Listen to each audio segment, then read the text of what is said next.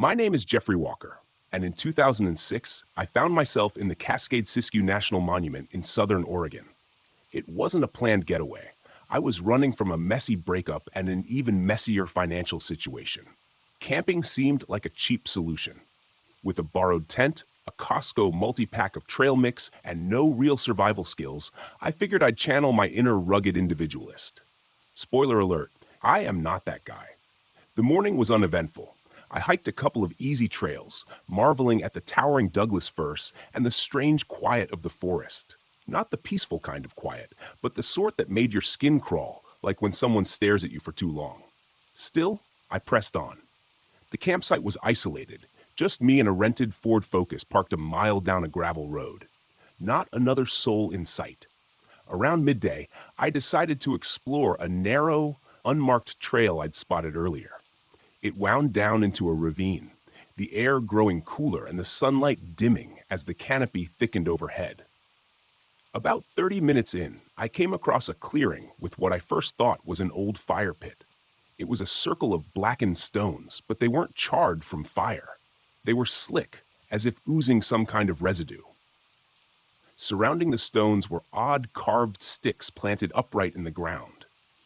It looked like some avant-garde art installation, or maybe a sacrificial site for someone who worshipped the forest itself.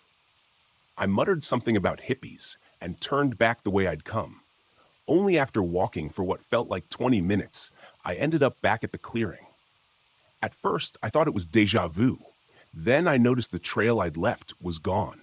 Just dense trees where the path had been. My stomach sank as I realized I was lost. And worse, there was no cell signal. I decided to keep moving. With no landmarks and the sun sliding lower in the sky, panic began to creep in. That's when I heard it, a sound like wet leaves being dragged across gravel. It wasn't close, but it wasn't far either. I stopped, straining to hear, and there it was again, now accompanied by a faint clicking. Not like an animal's claws, sharper, almost metallic. My first thought, coyotes. But coyotes don't sound like that. I picked up the pace, half jogging and trying to quiet the crunch of dead foliage beneath my boots. Every few minutes, I'd hear that dragging sound, like something heavy being pulled through the forest. It seemed to echo, making it impossible to tell which direction it came from. Then the clicking started again. Closer this time, Mick, like a macabre metronome. After what felt like an eternity, I stumbled into another clearing. Relief washed over me when I spotted a crumbling wooden cabin in the center, half swallowed by moss and vines. It looked ancient, as if it had been abandoned for decades. My gut screamed bad idea, but desperation overruled common sense. I bolted for the cabin, ducking through the rotted doorway and slamming what was left of the door behind me. Inside, the air was thick with mildew, and the floor sagged under my weight. The room was empty except for a rusted stove and a wooden table that leaned at a dangerous angle. There were no windows, just the door I'd come through and a small crawl space that looked like it led to a root cellar. I didn't have time to consider my poor life choices, because that sound, dragging, clicking, was now right outside. My breath caught in my throat as I pressed myself against the wall, clutching a branch I'd picked up earlier. Through the gaps in the rotted wood, I glimpsed movement, a shadow, elongated and grotesque, skittering unnaturally fast past the doorway. The creature entered the cabin before I could react. It was like something out of a nightmare, a hunched, skeletal frame covered in mottled gray skin, stretched taut over bone. Its limbs were long, almost insect-like, ending in jagged, blade-like appendages that scraped the floor with every step. Its head, if you could call it that, was flat and featureless, except for a wide, lipless mouth filled with crooked, serrated teeth. I froze, praying it hadn't seen me. Then it sniffed the air. No nose, just two gaping holes where one should have been, and turned directly toward me. There was no doubt now. It knew I was there.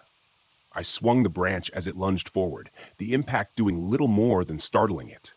It let out a shrill, bone-rattling screech that reverberated through the cabin.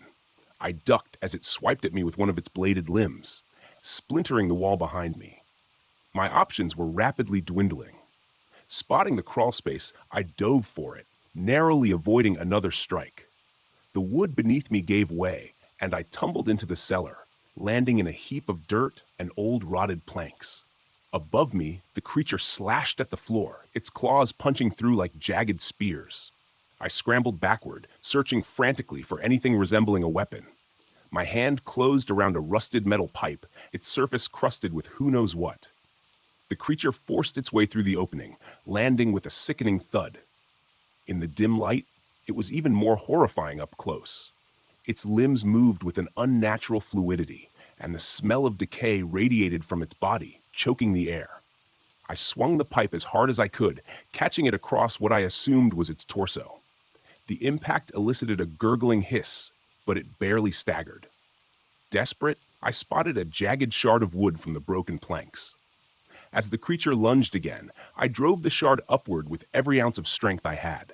It pierced the creature's chest, sinking deep into its gray flesh. The thing let out a guttural wail, deafening and primal, before collapsing into a twitching heap. I didn't wait to see if it was dead for good. I clawed my way out of the cellar, stumbling back into the forest. My legs burned, and every breath felt like swallowing fire, but I didn't stop until I reached the gravel road where my car was parked. The sun had dipped below the horizon, casting the world in murky twilight. Then I saw them. 3 more of those things standing at the edge of the forest. Their silhouettes barely visible against the trees. They didn't move, didn't make a sound, just stood there, as if daring me to come back. I didn't need another invitation to leave. I floored it, kicking up gravel as I sped down the road. Later, I told the local sheriff about what happened. They found the clearing and the cabin, but no bodies. Just deep gouges in the wood and those strange carved sticks surrounding the blackened stones. The sheriff shrugged it off as a bear attack, though I noticed he avoided looking me in the eye when he said it. I moved to the city a week later. Sometimes, though, I wonder, how many more of those things are out there? Carving sticks, dragging their prey through the forest. One thing's for sure, I'm sticking to city parks from now on. At least there, the worst thing lurking around is someone trying to sell you overpriced artisanal hot dogs.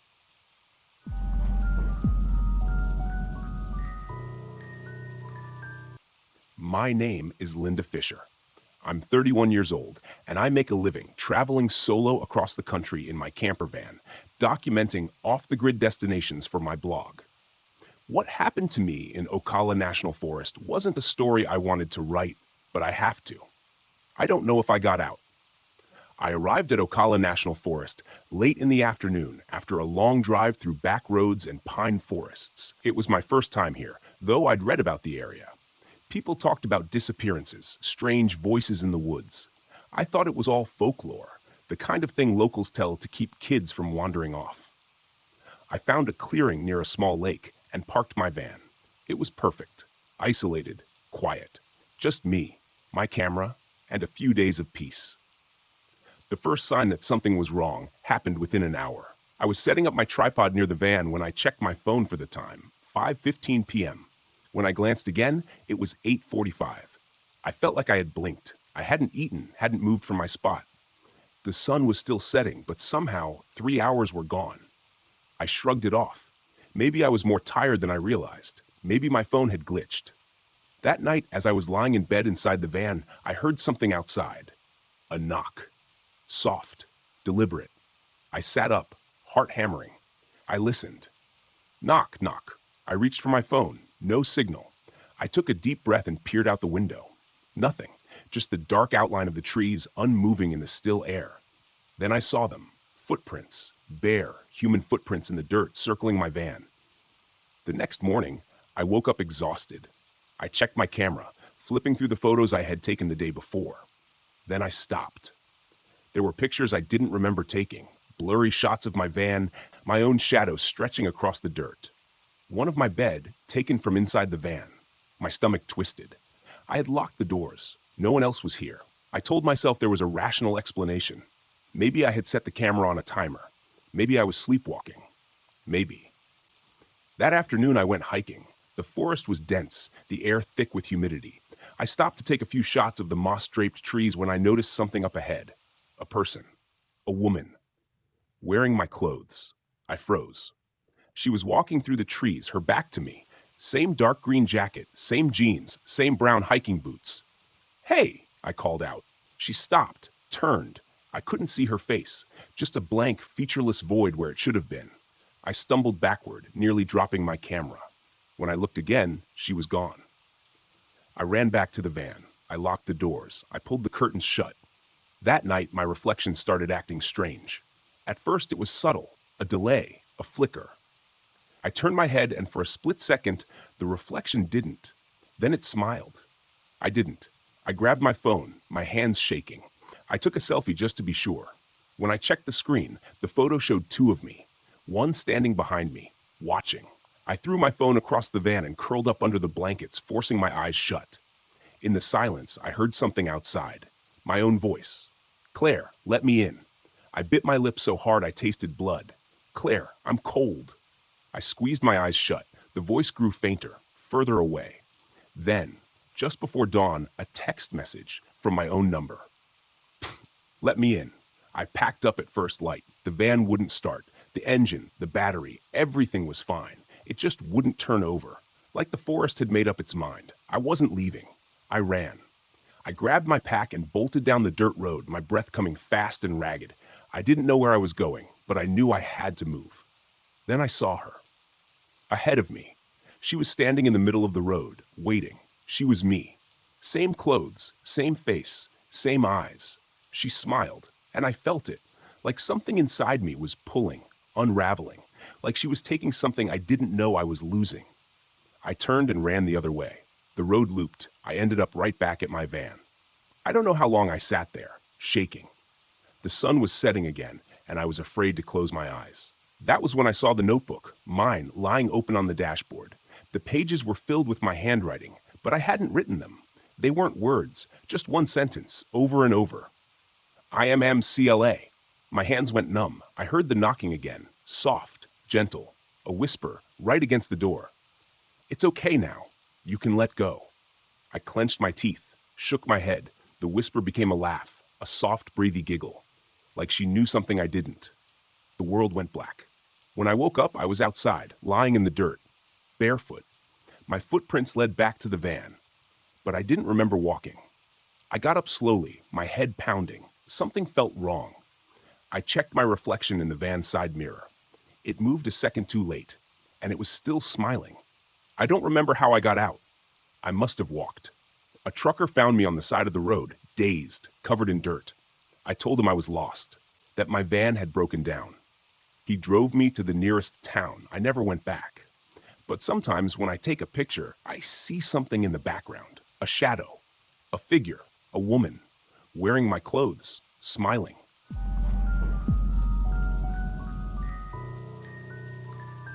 I've always found that the desert has a way of clearing the mind. Vast stretches of nothingness can do wonders for perspective. Back in 2019, I was on assignment in the Sahara near the Algerian border. My name is Kelly Miller, and after 11 years as a Green Beret, I thought I'd seen just about everything. Our mission was straightforward: locate and secure a missing UN convoy that had vanished without a trace. I was teamed up with 3 others. Daniel Ortiz, a guy who could fix anything with a motor. Ahmed Elad, our local guide with a knack for navigating sandstorms. And Lisa Chin, the sharpest analyst I'd ever met, who had a habit of cracking one-liners at the worst possible times. As we set out across the dunes in our rugged jeeps, the sun beat down like it was trying to make a point. Ahmed was at the wheel, humming a tune I didn't recognize. "What's that song?" I asked. "Just something my grandfather used to sing," he replied with a grin. "Supposed to ward off evil spirits." "Well, keep singing," Lisa chimed in. "Can't hurt, right?" Daniel smirked. "If it keeps the sand out of the engine, I'm all for it." We drove for hours, the GPS flickering intermittently as if unsure of itself. The desert can mess with your instruments, but this felt different, erratic. "Equipment's acting up," Lisa noted, tapping the screen. "Maybe it's the evil spirits," Daniel joked. "Very funny," Ahmed said, though his eyes betrayed a hint of concern. As dusk approached, we stumbled upon the remnants of the convoy. Trucks were overturned, supplies scattered, and there was no sign of the personnel. This doesn't look like an ambush, I observed. No bullet holes, Lisa agreed. No shell casings either. Daniel knelt beside one of the trucks. Engine still warm. Whatever happened, it was recent. Ahmed scanned the horizon. We should be careful. The desert has its secrets. Great, more secrets, Lisa muttered. Just what we need. We split up to search the area. I headed toward a nearby rock formation. Something about it seemed out of place in the otherwise flat landscape. As I approached, I noticed markings on the stone, scratches forming an almost deliberate pattern. Hey, take a look at this, I called out. The others joined me. Ahmed's face went pale. We should leave. Now. What's wrong? I asked. He hesitated. These symbols, they're warnings in local folklore. Daniel raised an eyebrow. Warnings about what? Before Ahmed could answer, a distant sound cut through the silence, a low, haunting howl that seemed to come from everywhere and nowhere. Desert wolves? Lisa suggested, though she didn't sound convinced. Not like any wolf I've heard, Daniel replied. Night was closing in fast, and the temperature began to drop. We decided to make camp, but agreed to keep a constant watch. Something didn't feel right. Around midnight, as I sat poking at the dying embers of our fire, I heard rustling from behind the rocks. Who's there? I demanded, standing up. No response, just the wind, I told myself. Then I saw it, a silhouette moving swiftly between the dunes. It was large, moving on all fours, but disturbingly fluid, almost graceful. I alerted the others. We're not alone out here. Lisa grabbed her rifle. Animal or human? Not sure, I admitted. Ahmed whispered something under his breath, clutching a small talisman around his neck. Any chance your amulet can scare it off? Daniel asked, only half joking. Ahmed didn't answer. Suddenly, a piercing scream shattered the night. It was coming from the direction of our vehicles. We raced over to find one of the UN drivers, whom we hadn't seen earlier, collapsing to the ground. Deep gashes crisscrossed his back, and his eyes were wide with terror. Help me, he gasped. Lisa and I tried to administer first aid while Daniel and Ahmed stood guard. The man's wounds were severe, and despite our efforts, he slipped away within minutes. What could have done this? Lisa asked, her hands shaking. As if in response, the haunting howl echoed once more. Closer this time. We need to get out of here, Ahmed urged. Agreed, I said, but we're not leaving without answers. We decided to head back to the rock formation, thinking maybe there was a cave or shelter we could use. As we approached, the sand beneath our feet seemed to shift unnaturally. Quicksand? Daniel wondered aloud. No, it's solid ground, Ahmed insisted. Just then, the creature emerged. A monstrous figure, like a hyena stretched to twice its normal size, with matted fur and a jaw that seemed to unhinge unnaturally. Its eyes reflected the moonlight, giving them an eerie glow. Open fire, I ordered. We unloaded our weapons, but the creature was fast, darting between rocks and making itself a difficult target. It let out a guttural snarl, a sound that vibrated through the air and rattled my bones. Circle around, I directed, trying to flank it. Daniel moved to the right, but the creature anticipated the maneuver. In a blur of motion, it lunged at him, knocking him to the ground. Get off me! Daniel shouted, struggling to fend it off. Lisa took aim and fired a precise shot that grazed the creature's side, causing it to recoil. Ahmed rushed in, pulling Daniel to safety. Thanks, Daniel panted, his face pale. The creature paced around us, seemingly unfazed by the injury. Any bright ideas? Lisa asked, reloading her weapon. I recalled the few canisters we'd seen near the convoy wreckage. We need to lead it back to the trucks. You're thinking explosives? Daniel guessed. Exactly. We formed a loose formation, slowly retreating toward the convoy. The creature followed, its movements predatory but patient. As we reached the wreckage, I grabbed one of the fuel canisters and rigged it with a makeshift fuse using cloth and a flare. Keep it distracted, I told the others. Ahmed shouted something in his native language, waving his arms. The creature turned its attention to him, snarling. Hey, over here, Daniel taunted. I lit the fuse and rolled the canister toward the creature. Now! We dove behind one of the overturned trucks just as the canister exploded. Flames erupted, illuminating the night and engulfing the creature. "Did we get it?" Lisa asked, peering over the edge. Through the flames, we saw the silhouette stumble and collapse. "Let's hope so," I said. Silence settled over the desert, interrupted only by the crackling of fire. "Well, that was a blast," Daniel quipped, attempting to lighten the mood. "Your jokes are as bad as your aim," Lisa retorted, though a faint smile crossed her lips. Ahmed remained quiet, his gaze fixed on the burning wreckage. "Think there are more of them?" I asked him. He shook his head slowly. "Legends speak of only one, a guardian of the sands, punishing those who trespass." "Great," Daniel sighed. "Next time, let's vacation in Iceland." As dawn broke, we gathered what supplies we could and prepared to head back. "What do we tell command?" Lisa wondered. I considered it. We report the loss of the convoy and the driver. Cause of death? Wildlife attack.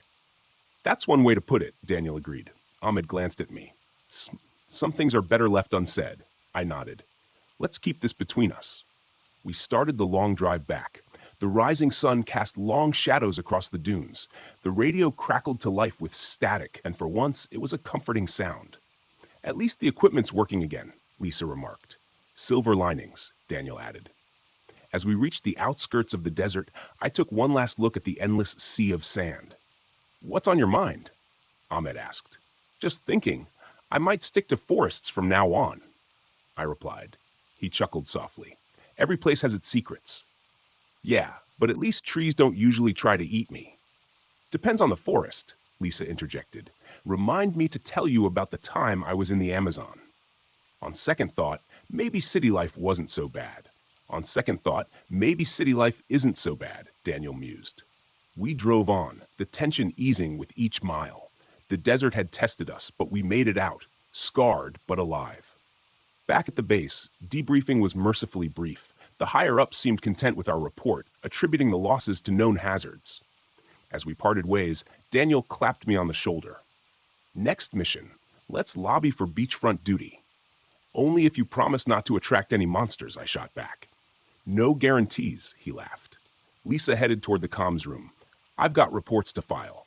Try not to get into trouble without me." Ahmed gave a small wave. "Until next time." I watched them go, grateful for a team that could face the unexplainable and still crack a joke afterward. Maybe the desert wouldn't make my list of vacation spots, but at least I'd have an interesting story if I ever ran out of things to say at a dinner party.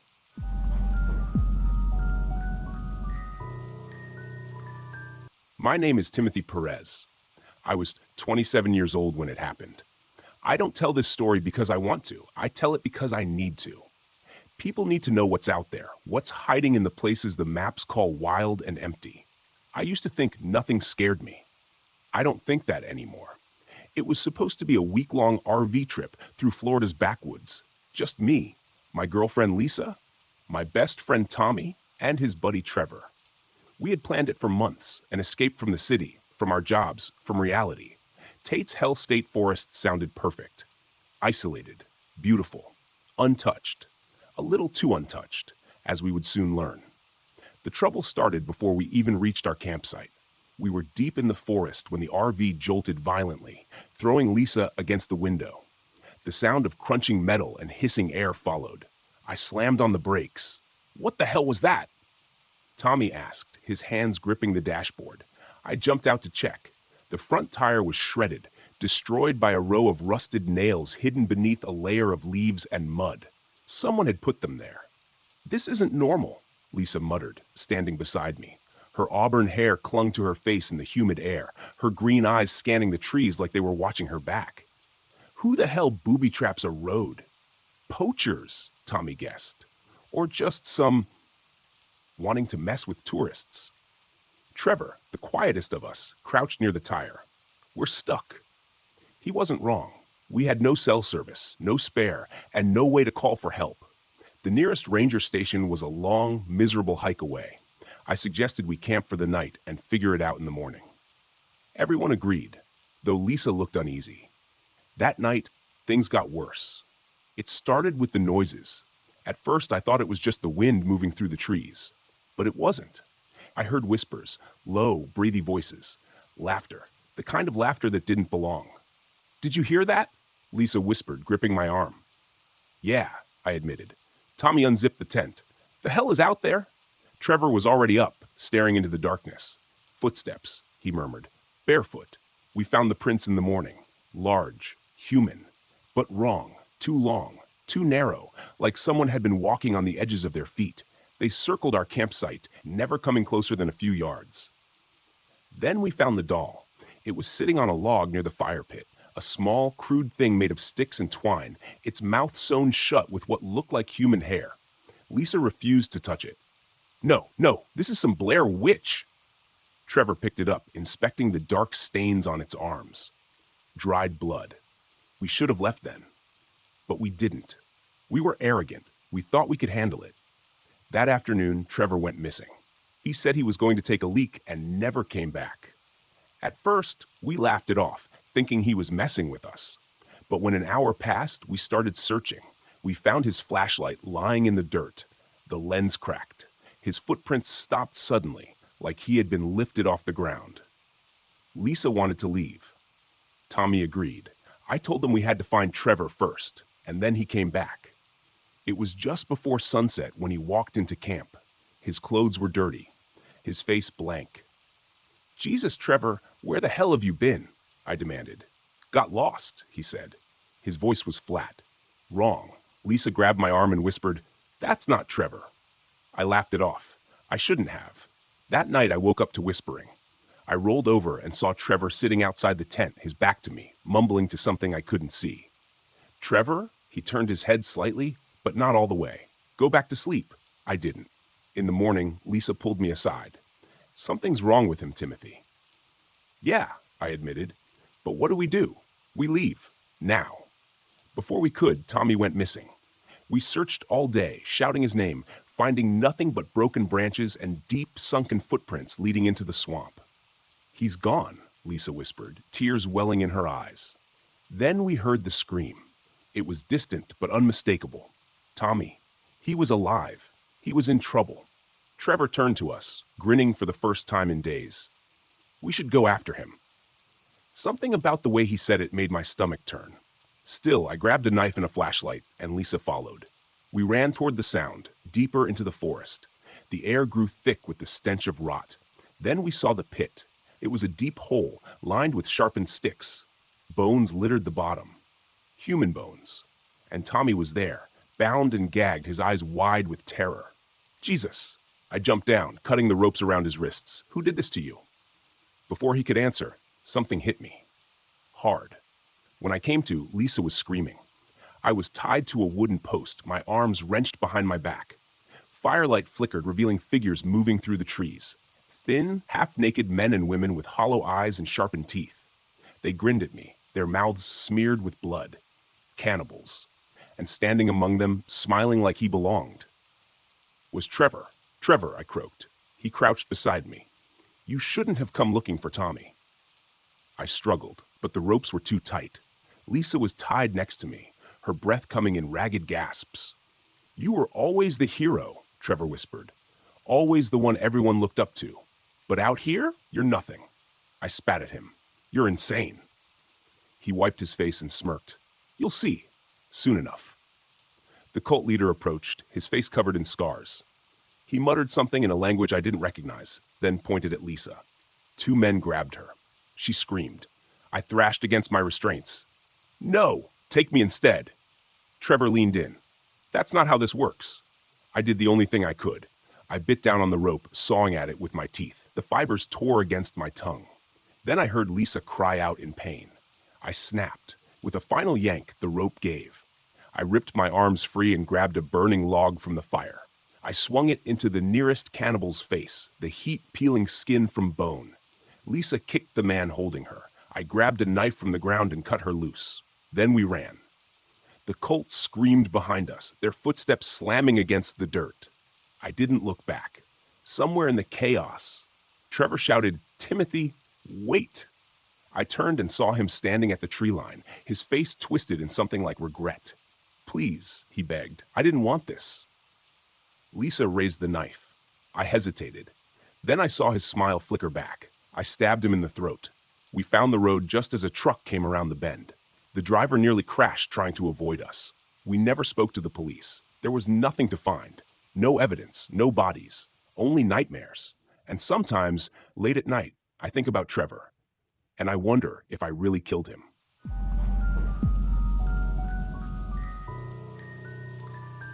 My name is Bobby Stevens, and this happened to me back in 2000 in Juneau, Alaska, when I thought I'd figured out the best way to escape the chaos of city life. Buy a cabin off the grid, live like Thoreau, and grow an impressive beard. Turns out, I'm not exactly a survivalist, and that beard never really came in. I'd been living in that cabin for about 2 months, wrestling with basic tasks like chopping wood without chopping my foot and getting a fire started without fumbling through half a box of matches. But I liked the solitude, until I started hearing the hum. It wasn't every night, just sporadically. A low, mechanical thrum that vibrated in my chest like a subwoofer cranked too high. At first, I thought it might be the wind against the peaks or some kind of machinery echoing from the city miles away. I even made a joke to myself, maybe Sasquatch got a generator. That night, though, the hum became a roar. My cabin shook, not like an earthquake, but more like the structure itself was resonating. I stumbled outside, bare feet crunching on the frosty gravel, and that's when I saw it. Hovering over the tree line was something enormous, metallic, and, if I'm being honest, uglier than anything I'd ever imagined could fly. It wasn't sleek or aerodynamic, just a mass of haphazardly connected shapes, glowing with what looked like molten gold veins running through their hulls. It didn't zip or glide. It hovered, pulsating, as if deciding what to do next. And then it chose. A beam of light blasted down, not the kind that sweeps around like in old sci-fi movies, but sharp, focused, and immediate. Before I could duck or even think, I was in it, lifted clean off the ground like a rag doll. My first thought wasn't alien abduction. It was, this is the worst way to die, barefoot. The next thing I knew, I was inside. It smelled sterile, but not in a hospital way, more like someone had scrubbed everything with ammonia and forgot to rinse. The walls pulsed faintly, that same molten glow I'd seen outside, tracing patterns that seemed to shift the more I stared. I wasn't alone. There were 2 of them. The closest alien stood about 8'2", shaped like someone had stretched a human silhouette until it was all wrong. Thin as a rake, its limbs too long, with elbows that bent backward like a praying mantis. Its skin was textured like polished onyx, shimmering faintly under the light. The face, or what I assumed was the face, had no features, just smooth blackness. It looked at me, or at least turned toward me, and a voice filled my head, clear as if someone were speaking directly into my brain. Do not be alarmed. You are unharmed. Yeah, I can see that, I blurted. Sarcasm apparently is my default even under threat of dissection. Nothing says unharmed like yanking someone out of their yard without consent. The alien tilted its head, almost like a dog hearing a strange noise, then spoke again. You are a sample. Analysis is required. Sample? Buddy, I'm not an Amazon return. The other alien, slightly shorter but bulkier, with limbs like an insect's exoskeleton, approached, carrying something that looked a lot like a scalpel. If scalpels came in 3 parts and vibrated. It didn't even try for pleasantries. It pressed the blade to my shoulder, and I howled. Not in pain, at least not physical, but in a sound that ripped through my thoughts. They weren't cutting my flesh. They were cutting into my mind. Images flashed, moments I barely remembered. A spelling bee I won in 3rd grade. My first failed attempt to ask someone to prom. The time I accidentally set the toaster on fire trying to melt marshmallows. Each memory felt like it was being yanked out, examined, then tossed aside. Stop it! I screamed, but my voice barely echoed in the chamber. The taller alien responded. Your species' resilience is sufficient. Behavioral anomalies detected. Behavioral anomalies? I shouted. I cried during Homeward Bound. That doesn't make me an anomaly. The shorter alien finally spoke, or at least communicated, but its tone was harsher, angrier, like static interrupting a bad signal. You are defective. Others will replace. I didn't like the sound of replace. Before I could overthink it, I lunged, swiping at the shorter alien with pure, stupid adrenaline. My hand connected with its strange scalpel, sending it flying across the chamber. The taller alien responded instantly, extending its unnervingly long arms to pin me. Except I wasn't having it. I twisted, bringing one knee up into what I prayed was its weak spot. It crumpled slightly but didn't let go. "You will not interfere," it declared, its voice pressing into my skull like a migraine. "Yeah? Watch me," I spat. The chamber shifted suddenly, lurching sideways as if the entire ship had been struck. Alarms blared, a sound more grating than any fire drill I'd ever suffered. The shorter alien hissed something incomprehensible, rushing toward a panel covered in glowing symbols. That's when I spotted them. Cages. Lining the wall behind me were dozens of transparent containers, each filled with human bodies, limp but breathing. Some were kids, others elderly, most somewhere in between. My stomach twisted. These weren't just samples. These were people. "Release them!" I yelled, yanking against the taller alien's grip. It ignored me, focused on whatever crisis the ship was facing. The moment its grip slackened, I bolted toward the cages, searching for any way to open them. My hands fumbled against a panel covered in alien symbols, slapping buttons wildly. I must have hit the right one because the cages hissed open and bodies started sliding out to act like they'd been spit up by the machine. Not all of them woke up. The ones that did stared at me, their eyes wide and unfocused, as if their minds hadn't fully reconnected to their bodies. One man, a middle-aged guy with a scraggly beard, grabbed my arm and muttered, "Where? What?" "No time," I barked. "We're getting out of here." The shorter alien screeched, a sound so high-pitched it felt like my skull might split. It lunged toward us. But this time, I was ready. Grabbing the closest thing I could, a chunk of metallic tubing, I swung it with everything I had. The impact sent the alien staggering backward, black ichor dripping from what I assumed was its arm. "Move," I shouted, shoving the freed captives toward what looked like an exit. The taller alien intercepted us, its limbs extending unnaturally to block the path. The shorter one was recovering, its vibrating blade back in hand. Desperation kicked in. I didn't have a plan. Just raw panic and the kind of reckless courage that comes from having absolutely nothing to lose. I hurled the tubing at the taller alien, then dove toward the control panel where the shorter one had been working.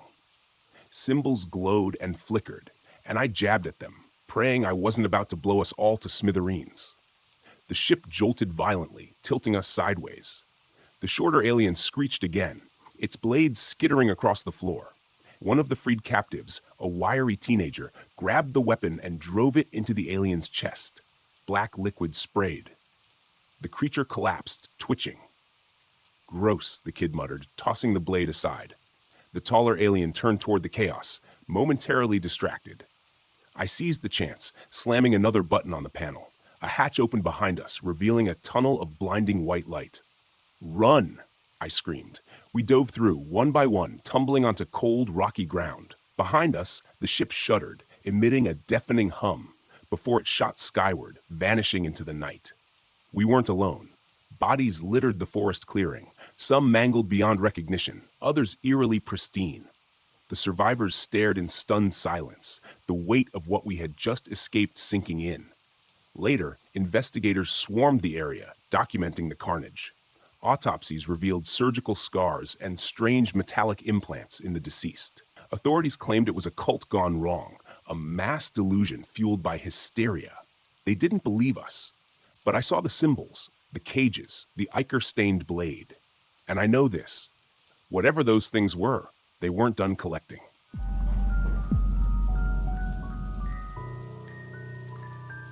My name is Kevin Scott.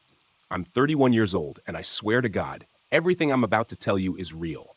It happened 2 years ago in the middle of Green Swamp Wilderness Preserve, Florida. I wish I had listened to the warning. It started as a weekend trip, just 4 of us. Me, my old Army buddy Travis, my best friend Ryan, and his girlfriend Jessie. Ryan was obsessed with urban legends, always chasing cryptid stories and internet horror nonsense. He had been talking for weeks about La Bruja, a swamp witch that supposedly haunted the backwoods of Florida, stealing souls and driving people insane. I should have told him to shut up and pick a normal vacation spot. We set off in Travis's beat-up RV, a clunky relic that rattled like a tin can every time we hit a pothole. The trip was supposed to be fun. Campfires, fishing, and beers under the stars. Just some time away from the city. Instead, it became the worst night of my life. The first sign of trouble came before we even got there. At a gas station just outside the swamp, an old man sitting on the porch stared at us like we were already dead. He spat into a tin cup and said, "Y'all ain't got no business out there." Ryan, grinning like an idiot, asked if he believed in the stories. The old man's face darkened. Once you hear the singing, it's already too late. Travis laughed it off. Jessie rolled her eyes. I felt something tighten in my chest. We drove into the wilderness, deeper than I liked. No cell signal, no GPS. After a while, just miles of swamp, trees like skeletal hands reaching toward the sky. It was nearly sunset when we finally parked the RV in a clearing by the water. The first thing I noticed? The silence. No birds, no bugs, not even the hum of mosquitoes. Just dead air, thick with humidity and something I couldn't name. We set up a fire, cooked some canned chili, and cracked open a few beers. The tension eased. Even I started to relax. Then, just after midnight, Ryan disappeared. I woke up to Jessie shaking me. "Kevin, Scott's gone." The fire was just smoldering embers, casting long shadows on the trees. Travis sat up, groggy, rubbing his face. We found Ryan's boots and clothes neatly folded on a log near the water. His camera was still there, turned off. No tracks leading away. No sound. Jessie panicked. "We need to look for him, now." "Hell no," I said. "We wait until morning. We don't go into the swamp at night." But she wasn't listening. She grabbed a flashlight and stormed off. Travis and I had no choice but to follow. The deeper we went, the more wrong everything felt. The trees started to look the same, like we were walking in circles. My watch said 2:14 a.m., but the moon hadn't moved. Then we heard it, a woman humming, soft, eerie, like an old lullaby. Travis froze. "That ain't Jessie." The light from Jessie's flashlight flickered in the distance. She screamed. We ran toward her, found her standing in a knee-deep pool of water, shaking. I saw him. "Ryan?" She nodded. "He was standing right there." But his eyes were black, pitch black. He smiled at me. I turned my flashlight on the water. Nothing, just ripples. Travis grabbed my arm. "Kevin," I turned. A woman was standing in the trees. She was impossibly tall, skin stretched tight over her bones. Her face was wrong, her mouth too wide, her fingers too long, and her eyes, black pits. Empty. She smiled. The flashlight died. Something yanked Travis into the water. He screamed, thrashing as unseen hands pulled him under. I lunged, grabbed his arm. Jessie screamed beside me. I pulled hard. Something let go. Travis gasped, coughing up swamp water, but his back was covered in deep claw marks, bleeding through his shirt. We ran. Somehow, we made it back to the RV. We barricaded ourselves inside, locked the doors, closed the curtains. Jessie sobbed. Travis groaned in pain. I checked the gashes on his back. They weren't just wounds. They were symbols. Then Ryan knocked on the door. Jessie moved to unlock it, but I grabbed her wrist. "Look at his eyes," I whispered.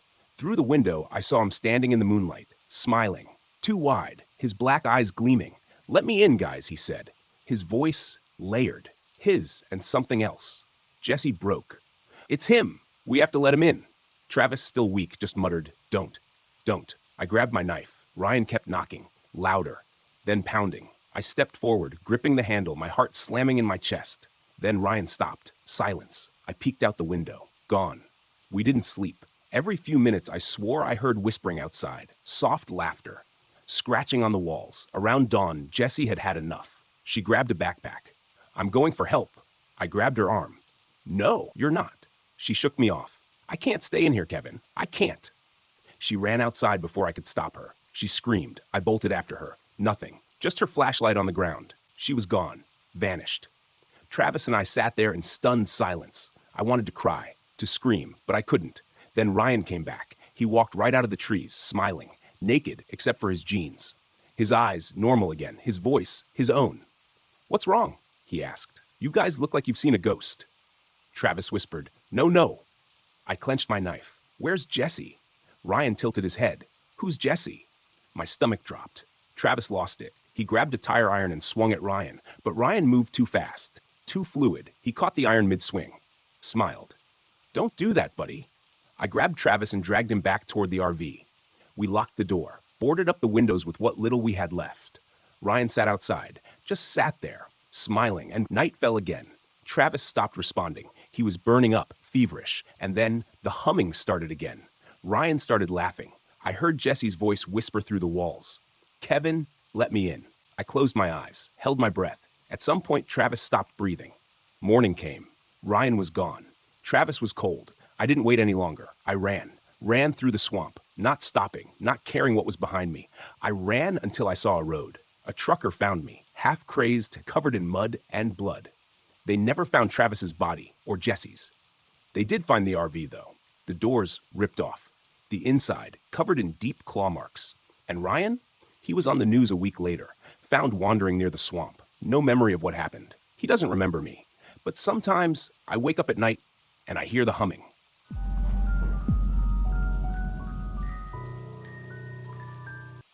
My name is Timothy Perez, and in 2015, I ventured to Isle Royale in Michigan to escape the bustle of city life.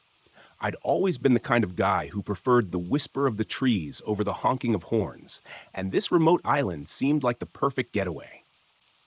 I arrived on a chilly morning, the kind where your breath fogs up like a bad magic trick. The ferry ride over Lake Superior was uneventful, save for an older gentleman who warned me about the island's unpredictable weather. "If you don't like it," he chuckled, "just wait 6 minutes." I laughed it off, thinking I'd heard that joke in every town I'd ever visited. Isle Royale was everything I hoped it would be. Dense forests, crystal clear lakes, and trails that seemed to stretch on forever. I set up camp near Rock Harbor, not far from where the ferry had dropped me off. The plan was simple: hike, take photos, and maybe find some inspiration for the novel I'd been pretending to write for years. You know, the one where the hero saves the world and gets the girl, all while maintaining perfect hair. On my second day, I met a group of hikers, Tom, Lisa, and their teenage son, Max. They were from Chicago and had that Midwestern friendliness that makes you feel like you've known them for years. We exchanged pleasantries, and they invited me to join them for dinner at their campsite. Never one to turn down free food, especially when my options were dwindling packets of instant noodles, I gladly accepted. As we sat around the campfire that evening, roasting marshmallows and swapping stories, Tom shared tales about the island's wildlife. "They say the wolves here are some of the most elusive creatures you'll never see," he said, poking the fire with a stick. "Maybe they're just introverted," I quipped. "Can't blame them for wanting some peace and quiet." Max rolled his eyes. "Dad thinks every rustle in the bushes is a wolf waiting to pounce." "Better safe than sorry," Lisa interjected, smiling warmly. The night sky was a canvas of stars, and for a moment, everything felt perfect. Little did I know that would be the last time things felt normal. The next morning, we decided to hike together to Mount Ojibwe, one of the island's higher points, promising breathtaking views.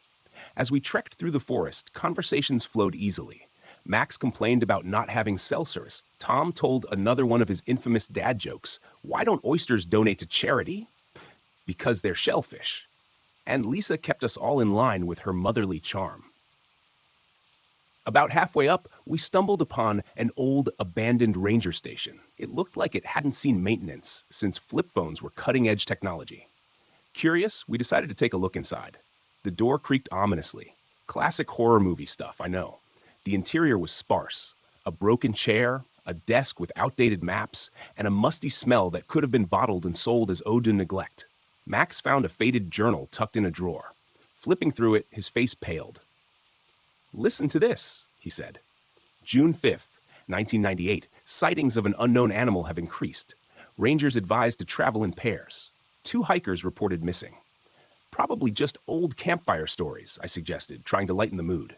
"Or maybe the previous ranger had an overactive imagination." Tom shrugged. "Still, maybe we should stick together. Safety in numbers, right?" We continued our hike, but the atmosphere had shifted. The forest seemed quieter, as if holding its breath. Even the birds had ceased their chatter. I joked that they must be on a union-mandated break, but no one laughed. Reaching the summit, the view was as spectacular as promised. Lake Superior stretched out endlessly, its waters glistening under the midday sun.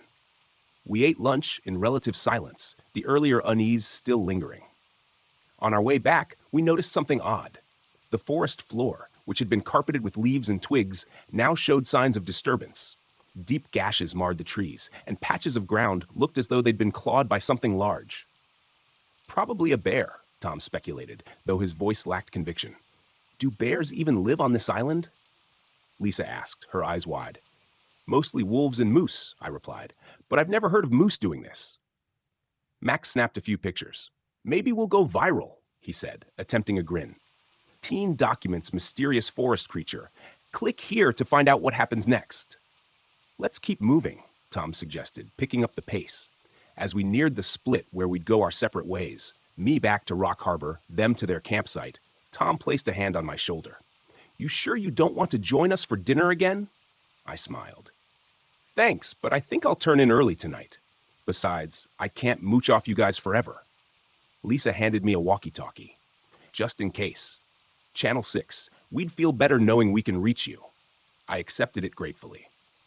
Thanks, I'll be fine. What's the worst that could happen? We parted ways, and I headed back to my tent. The sun was setting, casting long shadows that danced eerily among the trees. I told myself I was being ridiculous. After all, I came here to escape stress, not invent new reasons for it. Settling into my tent, I decided to review the photos I had taken. Scrolling through the images, one caught my eye. It was from the summit, a panoramic shot. But there, among the trees, was a dark shape that hadn't been there before. Zooming in didn't help. It only made the image grainier. Probably just a trick of the light, I muttered. As night fell, the forest came alive with sounds, the rustling of leaves, the distant hoot of an owl, the occasional snap of a twig. Nothing out of the ordinary. I crawled into my sleeping bag, grateful for its warmth. Sometime later, I awoke to a faint crackling sound. At first I thought it was rain, but the sky had been clear. Then I smelled it. Smoke. Unzipping my tent, I peeked outside to see a small fire burning near the tree line. That's not supposed to be there, I thought. Grabbing my flashlight, I cautiously approached. As I got closer, I realized it wasn't just a random blaze. It was a campfire. Around it lay scattered belongings. A backpack, a hat, a hiking boot. No signs of people, though. Hello? I called out. Anyone there? Silence. I noticed the backpack had a name tag, Kevin Moore. Rifling through it seemed invasive, but I was concerned someone might be hurt. Inside, I found the usual, water bottle, trail mix, a map, but also a journal. Flipping it open, the last entry read, "Something is following me. I can hear it at night. If anyone finds this." A chill ran down my spine. Not the figurative kind people write about, but a genuine, icy dread. Then, a blood-curdling scream pierced the night. I decided to head back to my tent when the radio crackled. Just then, a blood-curdling scream pierced the night, echoing through the forest. It was human, filled with terror, and abruptly cut off. I sprinted back to my campsite, hands shaking as I fumbled with the walkie-talkie. Tom, Lisa, do you copy? Stam? Max? Anyone? Finally, a crackling response. Timothy, what's going on? I heard a scream near my camp. Found someone's gear, but no person. Something's not right. Stay put. We're on our way, Tom replied. Minutes felt like hours as I waited. I kept the flashlight beam moving, scanning the darkness for any sign of movement. Then, in the periphery of the light, I saw it. A massive silhouette lurking between the trees. It moved with a fluidity that was unnerving for something its size. I pointed the flashlight directly at it. The creature resembled a wolf, but stood upright like a human. Its fur was a mottled mix of grays and blacks. Its snout was elongated, teeth glinting as it snarled, eyes fixed on me. It let out a sound that was somewhere between a howl and a roar. My mind raced. This can't be real, I thought. Did someone spike my trail mix? Fight or flight kicked in, and flight won by a landslide. I bolted in the direction I hoped was toward Tom and Lisa. Behind me, I heard the creature crashing through the underbrush, gaining ground despite my adrenaline-fueled sprint. Ahead, I saw the beam of another flashlight. Timothy, Perez's voice shouted. Run, I yelled. Go back! But it was too late. The creature lunged between us, grabbing Max with clawed hands. He screamed as it dragged him into the darkness. Max! Lisa shrieked, dropping to her knees. Tom grabbed her arm. We have to move! I stood there, paralyzed by shock. Tom shook me. Timothy, we need to get to safety now! We stumbled through the forest, the creature's guttural sounds echoing behind us. Reaching a rocky outcrop, we wedged ourselves into a narrow crevice. The creature couldn't fit but clawed at the entrance, its razor-like nails scraping against the stone. Lisa was sobbing uncontrollably. Tom held her, his face a mask of despair. "We have to do something," I whispered. "And what do you suggest?" Tom snapped. "Offered a s'more?" Despite the dire situation, a hysterical laugh bubbled up. "I always knew camping was a bad idea," I muttered. "Next time, I'm sticking to Netflix and chill." "Assuming there is a next time," Tom retorted. Hours seemed to pass as we huddled together. The creature eventually retreated, but we could hear it pacing nearby, waiting. "We can't stay here forever," Lisa whispered. "At dawn, we'll make a run for the ranger station," Tom decided. "Assuming that place is still standing," I added. Morning light filtered in, and the forest took on an almost serene appearance, betraying the horrors of the night. We cautiously emerged, every snap of a twig making us jump. The trek to the ranger station was tense but uneventful. When we arrived, the place looked as abandoned as before, but it was our only hope. Inside, we found an old radio. Tom fiddled with it. Come on, he urged. Static." Then a voice. "This is Ranger Dispatch. Identify yourself." "Help, we're at the old ranger station on Isle Royale. Something attacked us. Our friend is missing," Tom blurted out. "Stay where you are. We're dispatching a team," the voice replied. Hours passed, each minute stretching longer than the last. Suddenly, the door burst open. Not rescuers, the creature. It had tracked us. It lunged at Tom, who tried to fend it off with a rusted fire poker. "Get Lisa out of here," he shouted. I grabbed Lisa's hand, pulling her toward the back door. "We can't leave him," she protested. "We don't have a choice." As we stumbled outside, a gunshot rang out. Startled, we turned to see Tom standing over the creature, a flare gun in his hands. The beast writhed on the floor, momentarily incapacitated. "Didn't think that would actually work," Tom said, breathing heavily. We didn't waste time celebrating. Together, we ran toward the shoreline, hoping to signal any passing boats. Reaching the water's edge, we waved frantically as a ferry appeared in the distance. Behind us, the creature emerged once more, smoke still rising from its singed fur. It was wounded but relentless. "Keep going," Tom urged. As the ferry drew closer, a group of park rangers aboard spotted us and the creature. They shouted orders we couldn't make out, but their raised rifles were a welcome sight. A volley of shots rang out. The creature let out a final, agonized howl before collapsing. The rangers escorted us onto the ferry. One of them, a stern-looking woman named Officer Delgado, questioned us about the incident. "You're lucky to be alive," she said. "We've had reports of missing hikers, but nothing concrete until now." "What was that thing?" Lisa asked, her voice barely above a whisper. Officer Delgado exchanged glances with her team. "We've got some theories, but nothing official. The island has its secrets." Back on the mainland, we gave our statements to the authorities. They assured us they'd investigate further, but something in their eyes told me they weren't expecting to find anything. A week later, news reports surfaced about the discovery of remains on Isle Royale, bones that didn't quite match any known species. Experts were baffled, speculating everything from undiscovered wildlife to elaborate hoaxes. As for Max, he was never found. A memorial service was held, but closure remained elusive. In the end, the island was closed to the public indefinitely. Official statements cited environmental concerns, but we knew better. I returned to city life, as the noise and crowds now a strange comfort. Occasionally, I'd catch myself scanning the headlines, looking for any mention of unexplained events in remote places. One day, a package arrived at my door. Inside was a journal, the same one I'd found at the abandoned camp. How it got to me, I had no idea. Attached was a note. "Thought you might want this. Officer Delgado." Flipping through the pages, I noticed new entries in handwriting that wasn't mine. They detailed sightings of creatures across various national parks, all eerily similar to what we'd encountered. It seemed the island wasn't the only place hiding secrets. I closed the journal and stared out the window at the cityscape. Maybe isolation wasn't the escape I thought it would be.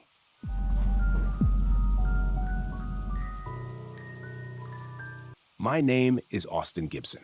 I'm 42 years old, and I swear on everything I have left that what happened in Apalachicola National Forest was real.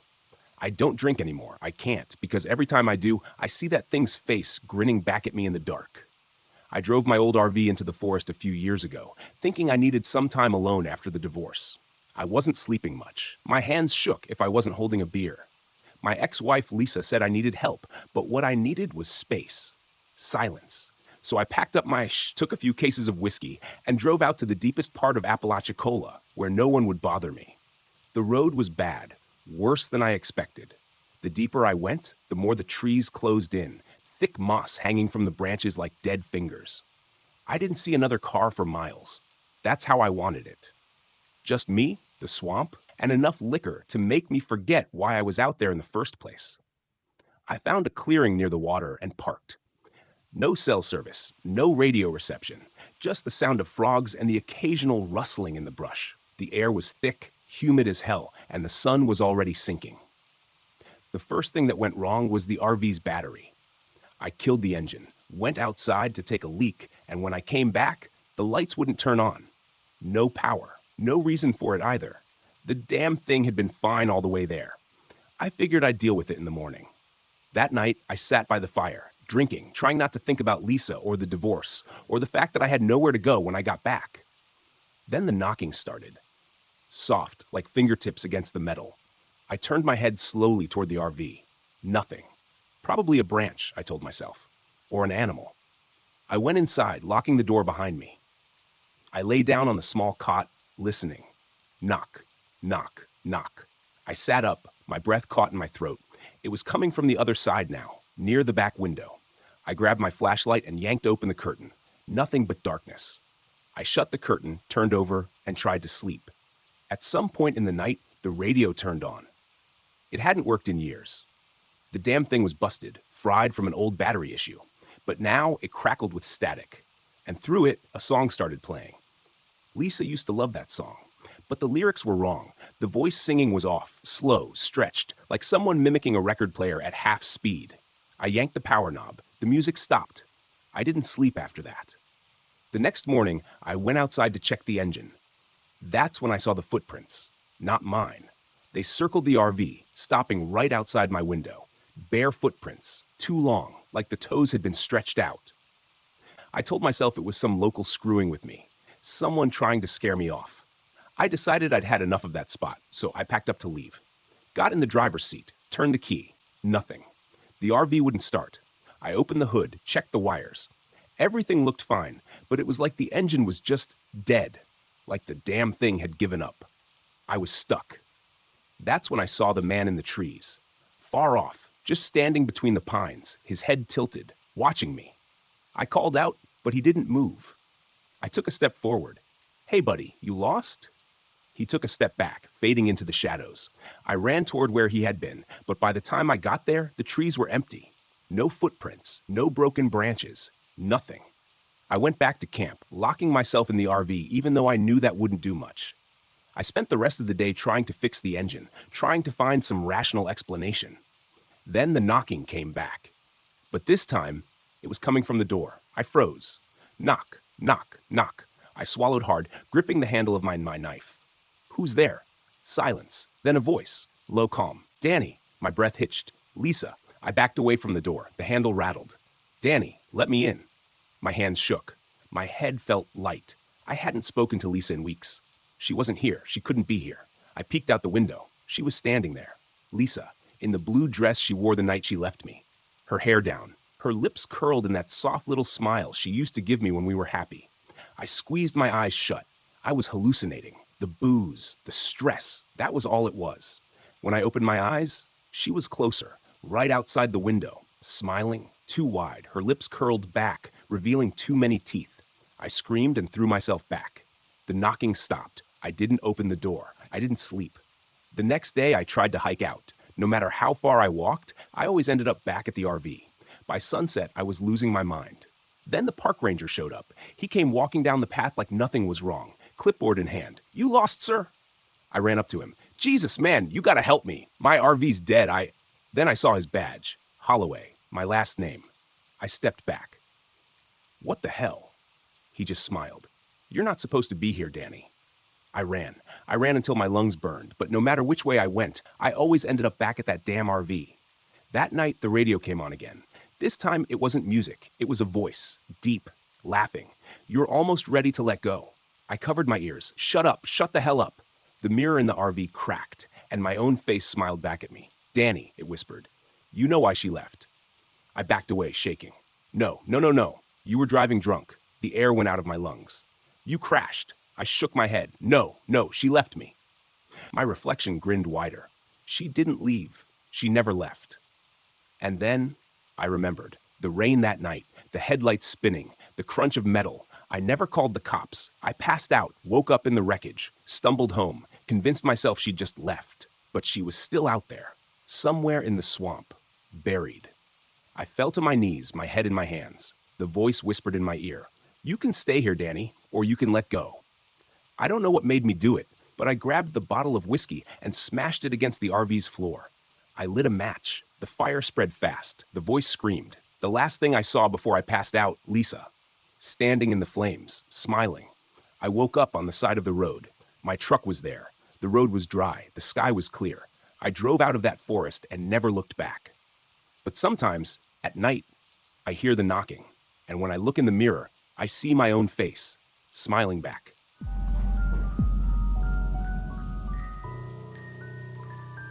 My name is Randy Smith, and back in 2018, I decided to take my RV up to Lake Superior Provincial Park in Ontario for some peace and quiet.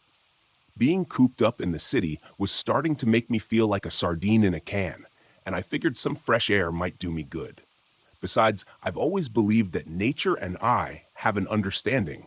I don't bother it, and it doesn't bother me. I've never been the rugged outdoorsman type.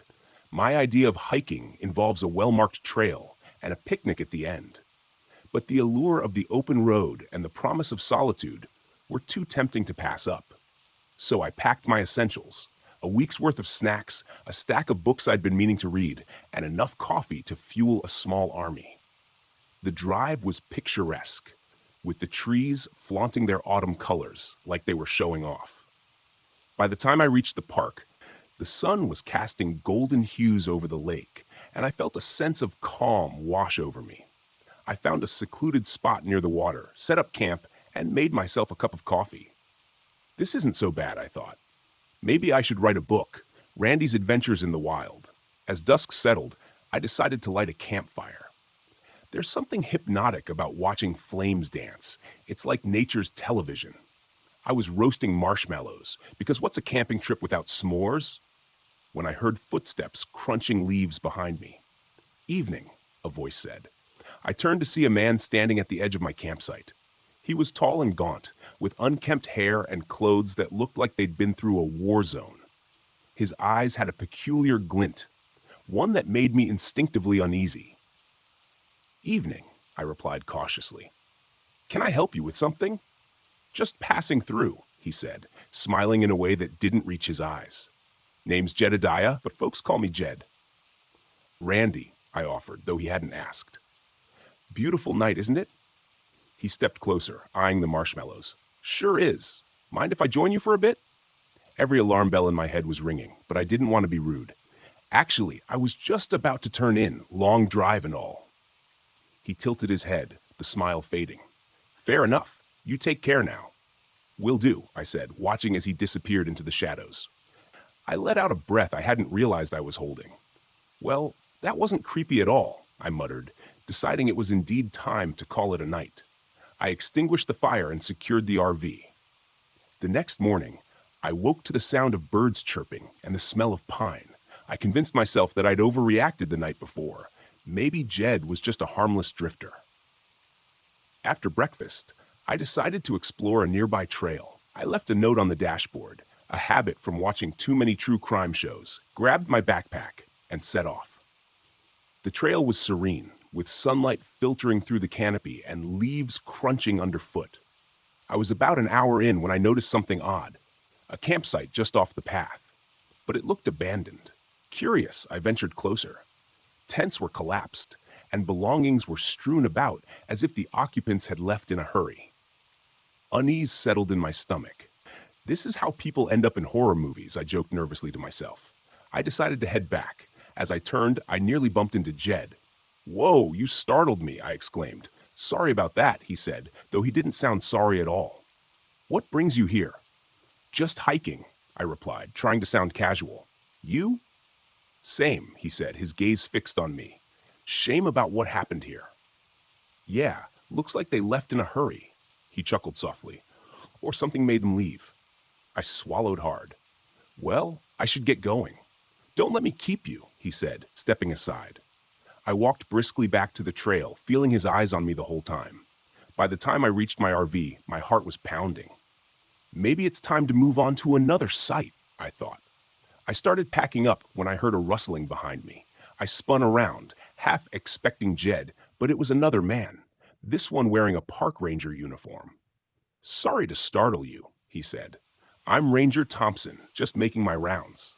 Oh, thank goodness, I sighed in relief. Randy Farnsworth. Everything all right? You look a bit shaken. I debated whether to mention Jed, but decided I might sound paranoid. Just had an odd encounter earlier. Do you know a man named Jedediah around here? The ranger's expression darkened. Jedediah Clark? Yeah, goes by Jed. He nodded grimly. We've had reports about him. I'd advise you to be cautious. He's not well. Not well how? I pressed. Look, it's probably best if you relocate to a more populated area of the park, he suggested. Safety in numbers. Understood, I said, feeling a knot in my stomach. Thanks for the warning. As he left, I hurried to finish packing. Just as I was about to start the engine, I realized I'd left my map on the picnic table. I stepped out to grab it, when something heavy struck me from behind. Everything went black. I awoke to a splitting headache and found myself tied to a chair inside what looked like an old cabin. The room was dimly lit by a single lantern, casting eerie shadows on the walls adorned with hunting trophies. Rise and shine, came Jed's voice from the darkness. What do you want? I demanded, struggling against the ropes. He stepped into the light, a sinister smile playing on his lips. Company. Is that too much to ask? Kidnapping isn't exactly the way to make friends, I retorted. He laughed. Oh, but we're past pleasantries now. Look, if it's money you want. Money? He interrupted. You think this is about money? No, all this is about survival. Survival? He began pacing. City folks like you come here thinking you own the place, leaving your trash, making noise, disrupting the balance. I'm sorry if I... Too late for apologies, he snapped. You and your kind are a blight. You're not making any sense, I said, trying to keep him talking while I worked at the knots. He pulled out a hunting knife, examining it thoughtfully. Sense? Sense is living off the land, respecting its laws, not hiding in metal boxes on wheels. Okay, noted. I'll just be on my way and promise to leave nature untouched, I said. He shook his head slowly. Can't let you do that. Before I could respond, there was a loud bang on the door. Jedediah Clark, this is Ranger Thompson. Open up. Jed's eyes flickered with rage. You just couldn't stay quiet, could you? As he moved toward the door, adrenaline surged through me. I managed to loosen the ropes enough to free one hand. Without thinking, I grabbed a heavy wooden stool and waited. As Jed turned back, I swung with all my might. The stool connected with his shoulder, causing him to drop the knife and stumble. You little, he growled. I didn't wait for him to finish. I bolted for the back door, bursting into the cool night air. My RV was parked nearby, and I sprinted toward it, fumbling with the keys. As I jumped inside and started the engine, I saw Jed appear in the side mirror, fury etched on his face. I didn't look back. Later, I learned that Jed had been evading capture for months. He was a former survivalist who lost his grip on reality after a tragic accident claimed his family. As for me, next time someone suggests a nature trip, I'll politely decline. I'm outdoorsy, in that I like having drinks on patios.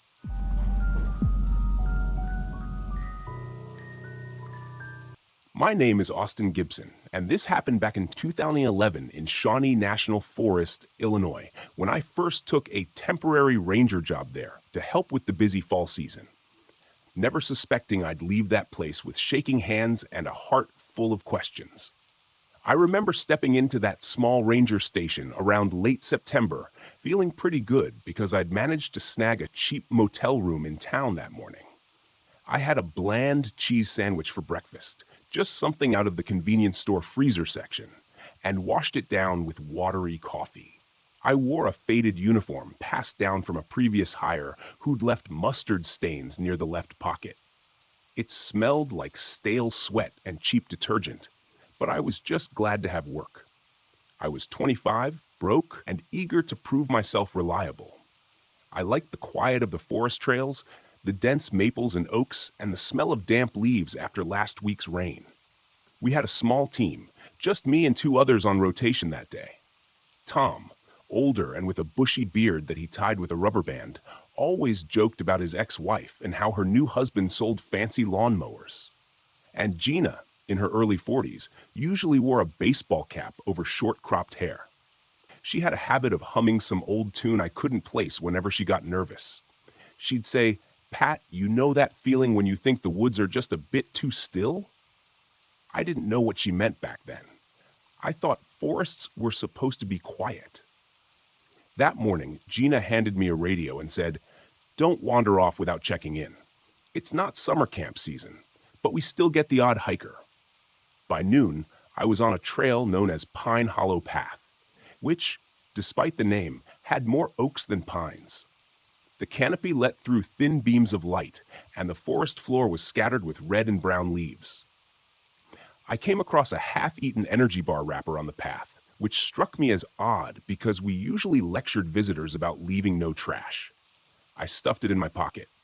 About an hour later, I stumbled on something far more disturbing, a torn jacket sleeve snagged on a low branch. It looked recent, maybe a day old, and the fabric was stiff with something dark. I didn't want to think about it. That's when I radioed Tom. "Hey, found a torn piece of clothing. Could be a lost hiker. Anything on the logs?" Tom answered with a yawn. "We had a party of 3 who checked in yesterday. They should have been out by now."